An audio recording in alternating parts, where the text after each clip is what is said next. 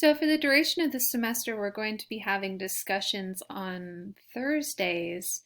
And in addition to those discussions through our Zoom class, we'll have 1 to 3 short instructional videos either from me or from other sources or combined.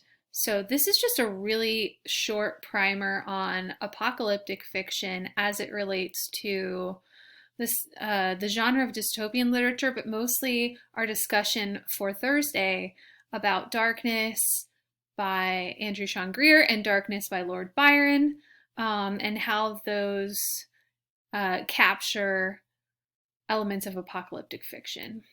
So I'm going to apologize in advance that this is not going to be these are not going to be super seamless videos because I don't have much time to make them and perfect them as I would for an online class. But we're doing what we can in the time that we have right now. So really these videos are going to be shorter than 5 minutes. So just jumping into it, if apocalyptic fiction is a subgenre of dystopian fiction, we should first look at what dystopian fiction is. And earlier in the semester, we had defined different genres, and we actually also discussed genre fiction, which, if you recall, before spring break was Carmen Maria Machado's story, The Husband's Stitch, and the other genre stories that fell into horror. But genre can also be science fiction, and science fiction is actually a subgenre of speculative fiction too.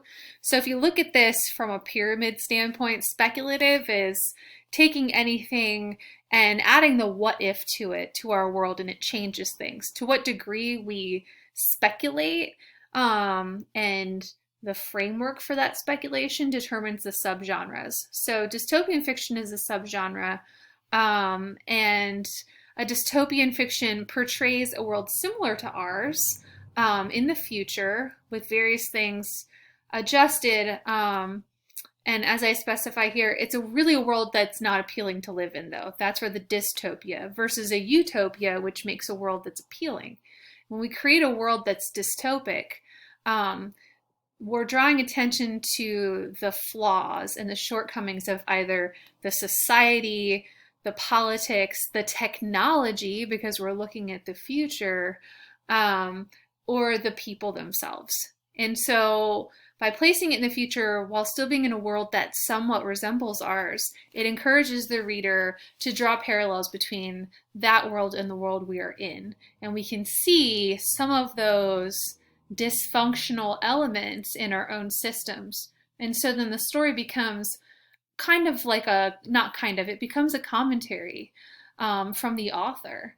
And it gets the reader to really think about, how does the real world situation that's being portrayed here, how is that being portrayed here? So apocalyptic narratives have been around since the beginning of time. Some of the most famous are in the Bible.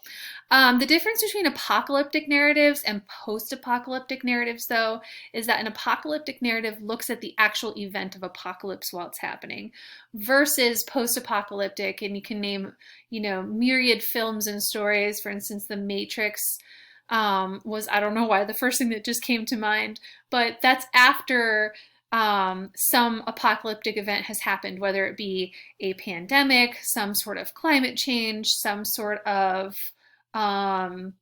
holocaust of sorts, some giant event that has changed the world as we know it. And apocalypse usually question, a man or woman's role in the apocalypse. They signify some element of our own powerlessness, and they call into question spiritual ideas.